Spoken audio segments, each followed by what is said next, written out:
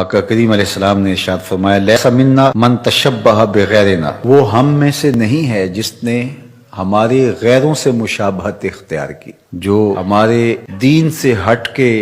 دوسرا دین رکھتے ہیں، ہماری فکر سے ہٹ کے دوسری فکر رکھتے ہیں، ان سے مشابہت اختیار کی، دوسری قوم سے مشابہت اختیار کی، وہ ہم میں سے نہیں ہے۔ اور ایک روایت میں ہے من تشبہ بقوم فہو منہم، جس نے کسی قوم سے مشابہت اختیار کی وہ انہی میں سے ہوگا۔ اور اس کی ایک مثال آقا کریم علیہ السلام نے یہاں ارشاد فرمائی لا تشبہوا بالیہود ولا بالنصارى، یہودیوں اور عیسائیوں سے مشابہت اختیار نہ کرو، فإن تسلیم الیہود الاشارہ بالاصابع وتسلیم النصارى الاشارہ بالاکف۔ فرمایا کہ جب سلام کرتے ہیں تو یہود کا طریقہ یہ ہے کہ وہ انگلیوں کے اشاروں سے سلام کرتے ہیں، اور عیسائیوں کا طریقہ یہ ہے کہ وہ ہتھیلی سے سلام کرتے ہیں۔ تو مسلمان کا طریقہ تحیت المسلم کا ہے، وہ جب وہ کسی کو سلام کرے تو اس کی زبان بولے السلام علیکم، تو یہ تحیت المسلم ہے۔ ہاں اگر کوئی دور ہے اور آپ تک اس کی آواز نہیں پہنچ پا رہی تو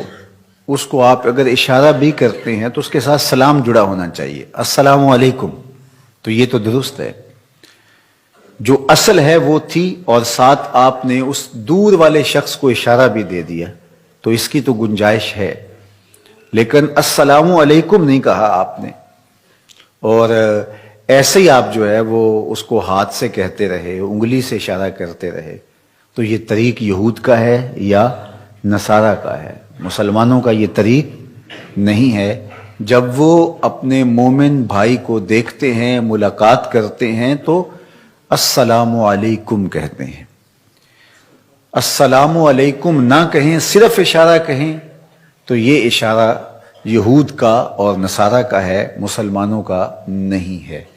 تو اس سے منع فرمایا، کہا جو ایسا کرے تو وہ غیروں سے مشابہت کرتا ہے، یعنی السلام علیکم کہا ہی نہیں